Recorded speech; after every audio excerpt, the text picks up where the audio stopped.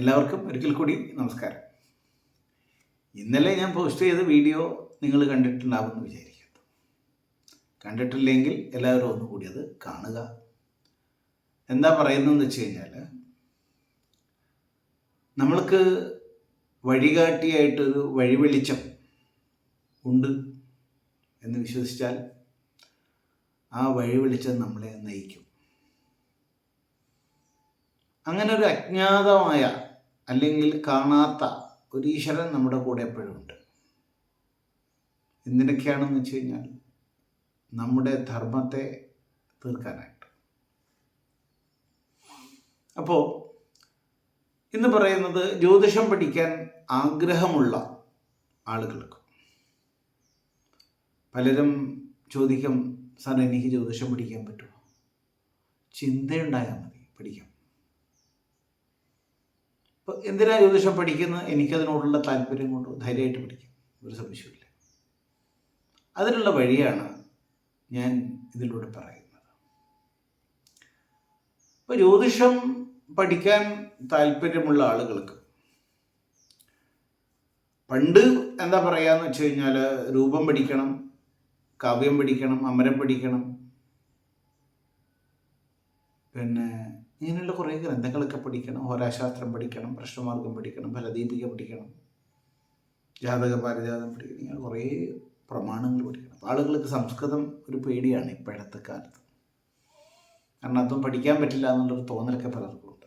പഠിക്കാനൊക്കെ പറ്റും, അത്ര വലിയ ബുദ്ധിമുട്ട് ഇല്ല എന്നൊന്നും പറയുന്നില്ല, എന്നാലും പറ്റും എന്നുള്ളത് തന്നെയാണ്. ഇതിൽ രൂപം കാവ്യമൊക്കെ പഠിക്കാൻ സാഹചര്യം നമുക്ക് പ്രതികൂലമായിരിക്കും. എന്നാലും നിങ്ങൾക്ക് ഞാനൊരു മാർഗം പറഞ്ഞു തരാം. ജ്യോതിഷം പഠിക്കാനായിട്ട് ജ്യോതിഷ ഗുരുനാഥൻ എന്ന് പറയുന്നൊരു പുസ്തകം വാങ്ങാൻ കിട്ടും. വളരെ സിമ്പിളാണ്, PDF ഒക്കെ കിട്ടും അതിൻ്റെ. അപ്പോൾ ഈ ജ്യോതിഷ ഗുരുനാഥൻ എന്നുള്ള പുസ്തകം വായിക്കാം. വായിക്കുന്ന സമയത്ത് എന്തെങ്കിലും അറിയുമെന്ന് വെച്ചാൽ ഒന്നും അറിയില്ല, അറിയുമൊന്നും വേണ്ട, വെറുതെ വായിക്കുക. ഒന്നാമത്തെ അധ്യായം ഒരു 3 തവണ വായിക്കുക. പ്രധാനപ്പെട്ട കുറച്ച് നോട്ടുകളൊക്കെ ഒന്ന് തയ്യാറാക്കി വെക്കുക. 3 തവണ അത് വായിച്ച ശേഷം രണ്ടാമത്തെ അധ്യായം എടുക്കുക. രണ്ടാമത്തെ അധ്യായം 3 തവണ വായിക്കുക. അതിൻ്റെ നോട്ടുകൾ കുറിച്ച് വെക്കുക. വീണ്ടും ആദ്യത്തെ അധ്യായം 1-2 തവണ കൂടി വായിക്കുക. നമ്മൾ ആദ്യം വായിച്ചതിനേക്കാളും കുറച്ചുകൂടി വ്യക്തതയുണ്ടാവും നമ്മൾ രണ്ടാമത് വായിക്കുന്ന സമയത്ത്. പിന്നീട് രണ്ടാമത്തെ അധ്യായം 2 തവണ വായിക്കുക. പിന്നെ മൂന്നാമത്തെ അധ്യായം വായിക്കുക. മൂന്നാമത്തെ അധ്യായം 3 തവണ വായിച്ച ശേഷം ഒന്നാമത്തെ അധ്യായവും രണ്ടാമത്തെ അധ്യായവും ഓരോ തവണ വായിക്കുക. മുൻപത്തെക്കാളേറെ പരിചിതമായിട്ടുണ്ടാവും ഈ 2 അധ്യായങ്ങൾ. ഇതുപോലെ എല്ലാ അധ്യായങ്ങളും വായിക്കുക. എന്നിട്ട് ആദ്യത്തെ ഭാഗം കൂടി ഒന്നുകൂടി ഫോളോ ചെയ്യുക. നമുക്ക് പരിചയമില്ലാത്തൊരു വഴിയിലൂടെ ആദ്യം പോകുമ്പോൾ ചോദിച്ചു പോകും, അല്ലേ? ചോദിച്ചു പോയില്ലെങ്കിൽ ഏകദേശം ഒരു ലക്ഷ്യം വെച്ച് പോകും. അങ്ങനെയൊക്കെയല്ലേ പോവുക. അപ്പം അങ്ങനെ വരുമ്പോൾ കുറച്ച് കഴിയുമ്പോൾ ആ സ്ഥലമൊക്കെ നമുക്ക് നല്ല പരിചയം, ഒരു അജ്ഞാതത്വവും ആ വഴിക്ക് നമുക്ക് തോന്നില്ല, എല്ലാം സുപരിചിതമാണെന്ന് പറയും.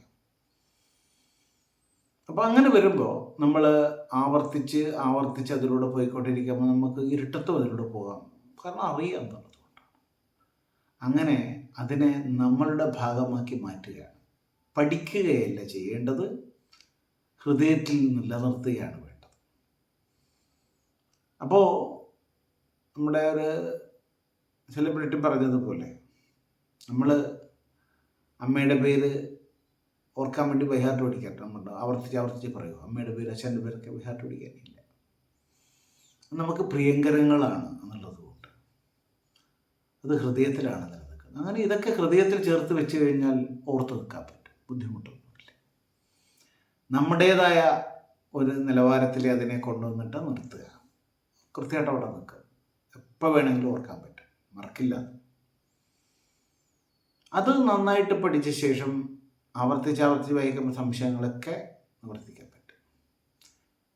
ഇത് ഈ പുസ്തകം വായിച്ചാൽ ജ്യോതിഷം കൈകാര്യം ചെയ്യാൻ പറ്റുമെന്ന് വെച്ച് കഴിഞ്ഞാൽ ഇല്ല.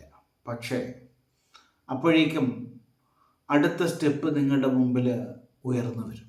ഒരു സംശയമില്ല കാര്യത്തിൽ. അടുത്ത സ്റ്റെപ്പ് നിങ്ങളുടെ മുമ്പിൽ ഉയർന്നു വരും. നിങ്ങളുടെ ഗുരു നിങ്ങളെ തേടി വരും, അല്ലെങ്കിൽ നിങ്ങളുടെ ഗുരുവിനെ നിങ്ങൾ അറിയും എന്നുള്ളതാണ് സത്യം.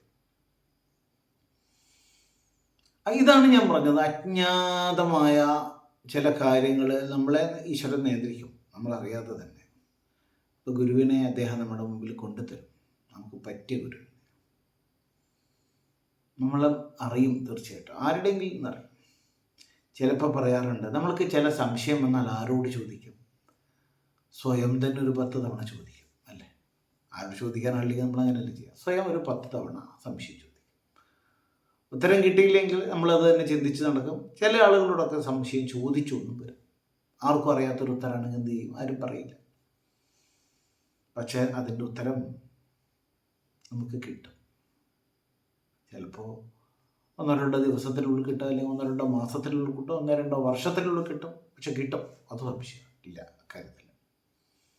ആര് തരും എന്ന് ചോദിച്ചു കഴിഞ്ഞാൽ ഏതെങ്കിലും ഒരു ഭ്രാന്തം വിളിച്ചു പറഞ്ഞിട്ടായാലും ഉത്തരം കിട്ടും.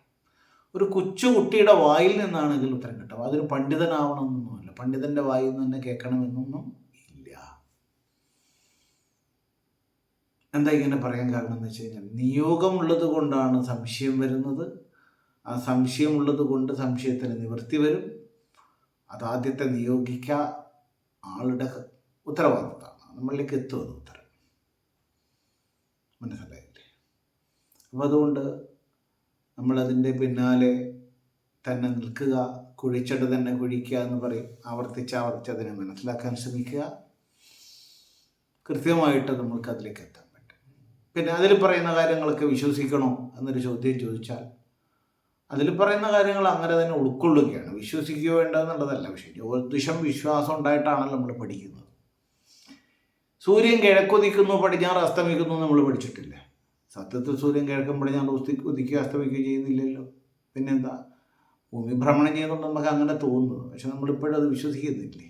അതുപോലെ ചില കാര്യങ്ങൾ ചില അടിസ്ഥാനപരമായിട്ടുള്ള വിഷയങ്ങളോട് ഘടിപ്പിച്ചിട്ടാണ് നമ്മൾ മനസ്സിലാക്കേണ്ടത്. അപ്പം അതുകൊണ്ട് ചില കാര്യങ്ങളെ നമ്മൾ അങ്ങനെ തന്നെ ഉൾക്കൊള്ളുക. ക്രമേണ ഇത് എന്തുകൊണ്ട് അങ്ങനെ പറഞ്ഞു, എന്തുകൊണ്ട് അങ്ങനെ വന്നു എന്നൊക്കെ നമുക്കറിയാൻ പറ്റും.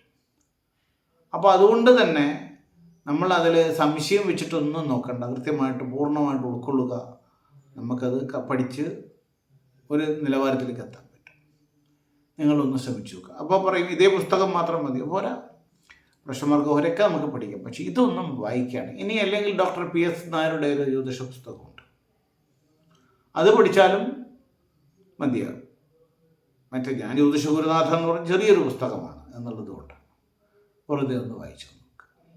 ജ്യോതിഷ ബ്രഹ്മരഹസ്യം എന്ന് പറയുന്ന ഒരു പുസ്തകമുണ്ട്, അതും വായിച്ചു നോക്കാൻ നല്ലതാണ്. ഗദ്യരൂപത്തിൽ നല്ലതാണ്. ഒന്ന് പഠിക്കാൻ ശ്രമിച്ചു നോക്കും, നിങ്ങൾക്ക് സാധിക്കും.